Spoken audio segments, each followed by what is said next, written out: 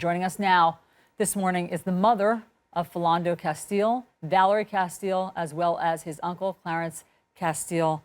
We are so sorry for your loss this morning. We know that this is your first interview and that this is a very hard morning for you. Thank you so much for being with us. Mrs. Castile, have you seen that video that we just played of this incident?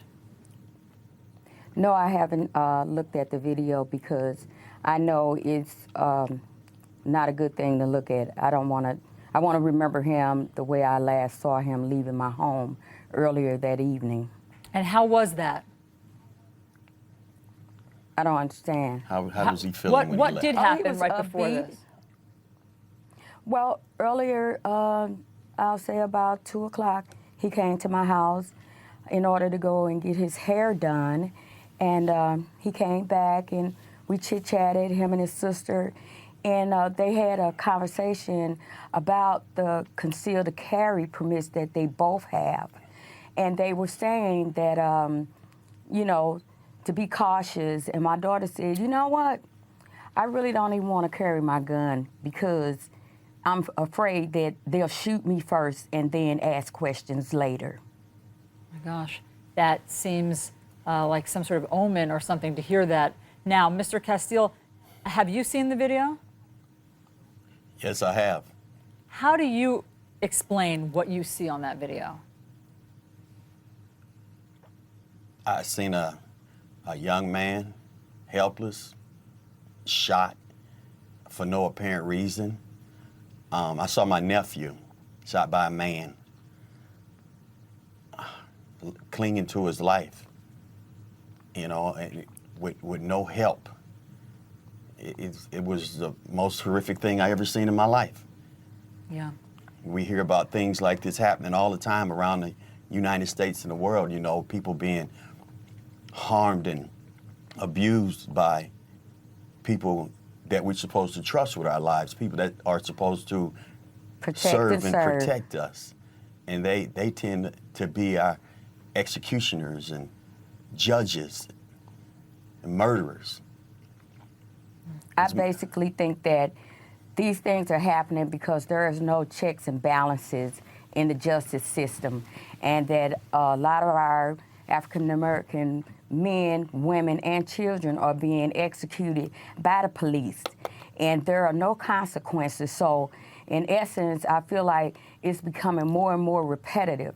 Every day you hear of another black person being shot down, gunned down by the people that are supposed to protect us.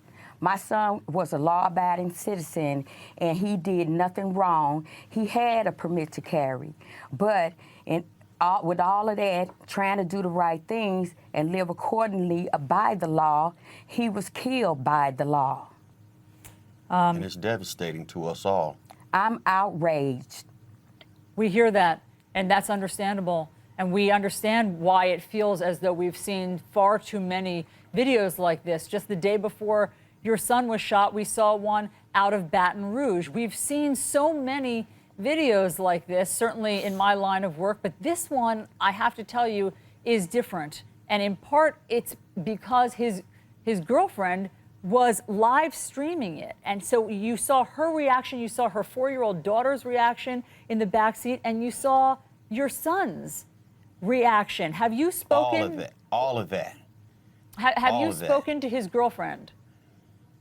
No. We can't locate her. No one knows where she is. The last time I saw her is when my daughter and I came up on the scene, and she was in the back seat of the Falcon Heights Police Department's police car, and they wouldn't even let us get close enough to her to even talk with her. And you came up began then. But you came up on the scene, Mrs. Castile, because you had seen this unfolding. How did you know what was happening? No, we were getting phone calls, and my daughter was screaming in the house, and I was like, "What's going on? What's wrong with you?" The live streaming. And the live stream was going on. I personally didn't see it, but I knew something was going on, and they were saying they were at Larpenteur and Rice, but then they were saying you could see a Falcon Heights sign. Yeah. So I knew immediately that it had to be Larpenteur and Snelling. And we rolled up on the incident, and we couldn't get to her to talk to her. We were stopped by the police, and I asked them where was my son at. I didn't want to talk to anyone. I just wanted to know where my son was because I didn't want my son to die alone. And what was the answer to where your son was? First it was, I don't know. And then the sergeant that was there at the site, he came back and told me that he was at Hennepin County Medical.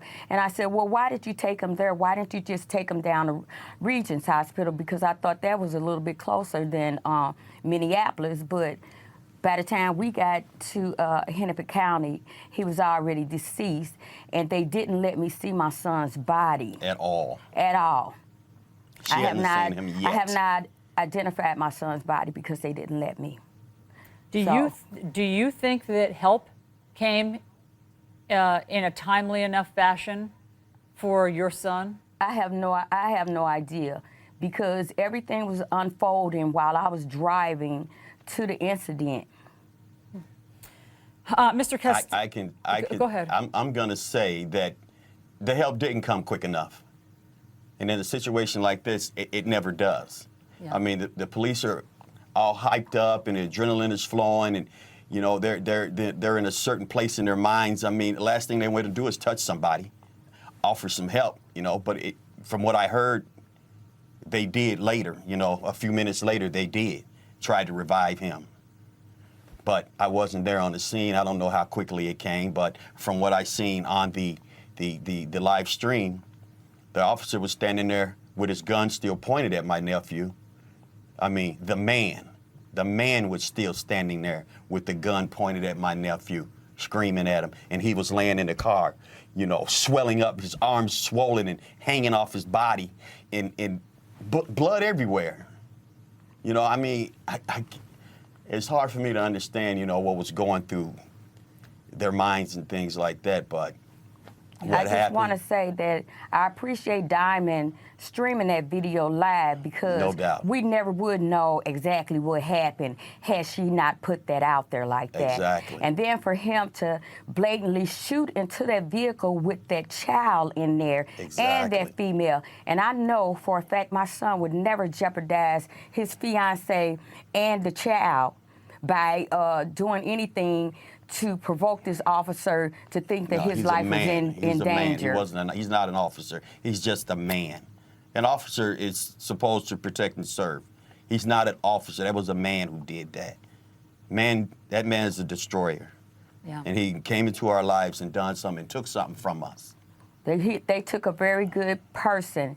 And everybody that knows my son knows that he is a laid-back, quiet individual that works hard every day, pay taxes, and come home and play video games. Yeah. That's it. He's not a gangbanger. He's not a thug. He's very respectable, and I know he didn't antagonize that officer in any way to make him feel like his life was in danger. Or threatened. Threatened in any way. Mr. Castile, the St. Anthony Police Department that was involved says that in their 30-year history, they've never had a police shooting.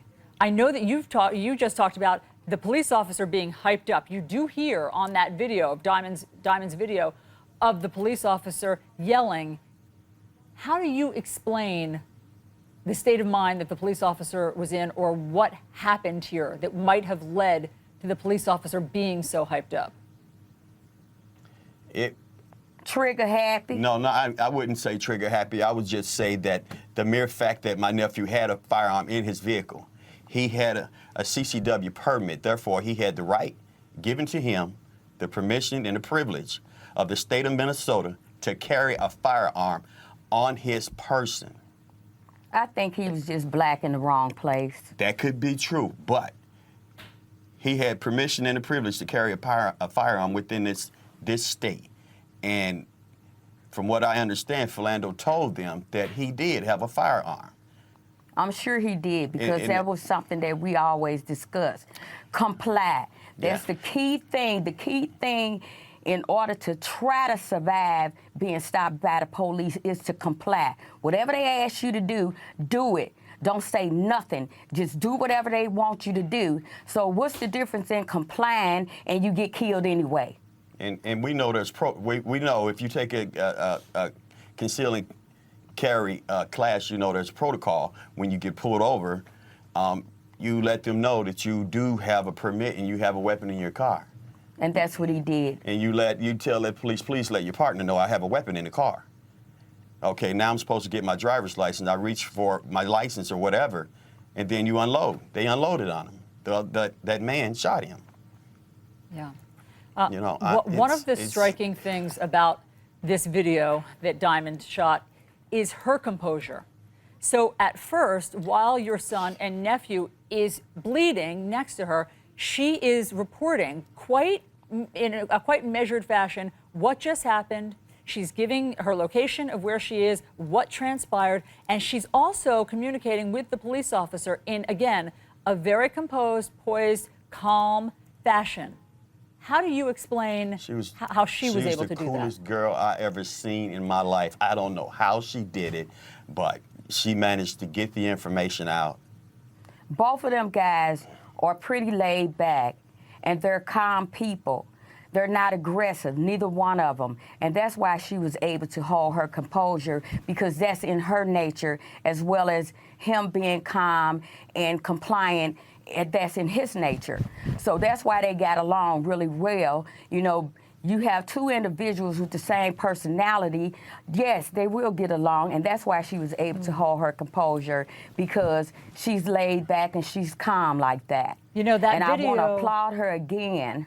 That is nice. I'm sorry to interrupt you. You want to applaud how she handled herself. Correct. Absolutely.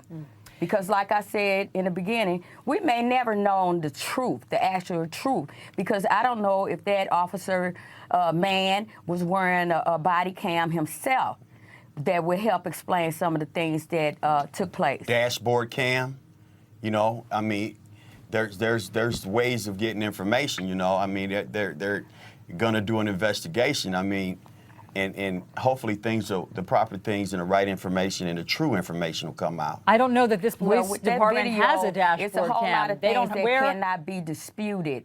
Well, tell me about that, Mrs. Castile, because the video starts after the shooting. But what do you think could have been happening in the moments before the shooting? It's hard. It's hard to say, because you don't know what that officer's frame of mind was. Exactly. But I know my son, and I know that he took the classes and everything. And the main thing I'm trying to tell you is, we know black people have been getting killed, women, children, men. And I always told them, whatever you do, when you get stopped by the police, comply, comply, comply, comply. And if that man asked him to show his license, and I know he verbally told him that he had that gun. There's no two ways around that, and can't nobody in this world tell me nothing different. And in fact, that's what Diamond says on the video. She says, you asked him to give you his license, which is what he was doing. He told you that he had a concealed carry permit. And Absolutely. She's testifying to all of that in real time. I want to ask you about your son. We've learned a few things about him. We know that he worked at the St. Paul School District as a supervisor in the kitchen. What else can you tell us about him? Yes, in the cafeteria. He's been working since he was 15 years old. He's been paying taxes since he was 18 years old. He's been consistently employed all those years, and I just don't understand it. And I'm outraged about the whole situation, because he is a really good person. He laid back. Everybody likes him. He's no thug. He don't run the street. He don't go to bars. He just does none of that. Mr. Castile? Well, I didn't see my nephew a lot, but when I did, we always talked. My questions for him most of the time was, how's your job going? How are you doing? You know, the last time I seen my nephew was on Mother's Day, when I invited my sisters and nieces to my house for dinner on Mother's Day. Philando, Diamond, and the baby came over, and I asked him again, how's his job? I mean, we ended up talking about retirement, you know, what kind of money he's putting away for his retirement and things like that. You know, because I'm a firm believer in getting set up, you know, for those twilight years and having some money. And he's got a really good start with, you know, the school district, you know, with the para pension and deferred comp and things of that nature like that. I always encouraged him.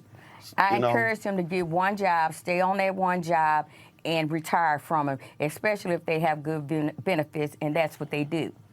But that was my last conversation with Philando on Mother's Day. Mrs. Castile, it sounds like you gave him all the right advice and encouragement. After we see shootings like this, you often see people take to the streets. You see protests. We've seen some of that already happening in Baton Rouge. What do you want to see happen? I would like to see justice. That's all we want is justice. That's all we want is justice. Justice because for Philando. Like I said, he didn't deserve to be shot down like that. No, not like that. I couldn't believe it. I could never phantom in my life. I did everything right as a parent. I made sure my kids understood the difference in being law-abiding and that the police were there to help. I never once in my life would have thought that my son would actually be killed by the persons that are supposed to protect and serve him. And he is legitimate all the way across the board. You want to carry a gun? Go and get your license. And that's what him and his sister did. Everything he did was legitimate. He worked an honest job 5 days a week. Serving children in a school. This man was so docile and laid back. It's incredible how anybody could mistake that. But sometimes you have those that, you know, you sit up and say that there is no more, what do you call it? No more justice? No. When they profiling. Yeah. You're still saying there's no profiling, but it is. It is. We're being hunted every day. It's a silent war against African American people as a whole. And so it's sad to say. I mean, we think we're in a land of plenty, you know, freedom and things like that. We're never free. And so what does justice look like for you in that case? Well, right about now, it's not looking too good because I'm not getting the answers that I'm asking for. And like I said, they did not even let me see my son to identify him. Yeah. I have to wait until tomorrow, after an autopsy. Yeah, and she may be, they might even not let her come to see him right away. Today. They don't know anything. They don't know who the BCA investigators are. They don't know who the doctor, the medical examiner is going to be. They don't know what the name of the police officers that were involved in the shooting. They're telling me that they don't know anything, so I don't know anything. Well, what we do know is Philando's dead. That's what we know. What we know. I would never see my son again. We hear your frustration. I'm hyped up. Absolutely. I'm outraged. And anybody that saw that video, they should be outraged too. And millions have seen it already. So it can't be hidden. Diamond posted that on Facebook, live streamed it. An hour later, it was taken down. Luckily, other people shared it and saved it. WCCO got a hold of the video and sent it to New York. And it went from there. It has gone viral, and it millions of people, absolutely, millions of people have seen it. Millions of people are seeing it this morning. But you both are so reasonable. You're not asking for much other than your questions to be answered and for justice. But is it just if let's say that this police officer were fired from the force, is that justice? Is that it? No. Jail time. Jail time. No. Jail time. No. Jail time. I'm sure there's protocol and everything, and if a layman like myself, if I shoot somebody, I'm going to be prosecuted. That's it. Yeah. He needs to be prosecuted because of that video. See, because she shot that video, They can't cut it. They can't edit it. It's not grainy. You can see and hear her talking about everything that happened in that situation. And all I'm saying is these police officers need to be held accountable for their wrongdoing. That's if you right. made a mistake, you made a mistake, and you need to suffer the consequences. Because it it's- happened to me, it can happen to you. We need checks and balances. We always say, every time something like this happens, we say it's got to stop. When is it going to stop? What do we got to do to make it stop? You know, what do we got to do? Will it get worse before it gets better? I mean, we need some help. We need some help down here. We need checks and balances. If I can be held accountable for what I do, these officers should too. And I believe because everyone's getting acquitted, it's like open season. Okay, I can shoot him, and I'll get acquitted. I'll get my money every day, like I'm working. What do paid they do? leave. Yeah, put him on paid leave. Yeah. You can't work, but you can still get money. I mean, and so when paid. you talk about Yeah. the injustice that you feel in your community and that you've long felt, even before this, and that you feel for the black community, do you want to hear the presidential candidates talk about this? Do you want this on a national stage to be addressed? Absolutely. Yeah, absolutely. It needs to be addressed. Because, like I said, if there's no checks and balances, then we gotta have chaos. It'll be chaos. If you don't hold people accountable for what they do, then they feel like they can just do anything, so then we're out of control. The nation will be out of control. What do you want your leaders to do? I want my leaders to step up and hold these people accountable. That's it. Accountability. Everybody needs to be held accountable. Yeah. Valerie Castile. It's no, okay, because he's a police officer, he get a pass, you know what I'm saying? But then if I do it, I'm going to jail. We hear you. No, that's not right. No one can disagree with that. We hear you, Valerie Castile and Clarence Castile. We're so sorry that you're enduring this morning. We appreciate you coming on and sharing your strong feelings about this. And we hope you get information today. We will check back in with you tomorrow morning. Thank you. Thank you. I'd like to say Absolutely. one thing. Yes. Oh, Lord, my God, is there no help for the widow's son? We got to hang on by the strong grip of the lion's paw. Amen. Thank you, Mr. Castile and Mrs. Castile. We will check back in with you, and we pray that you get some answers today.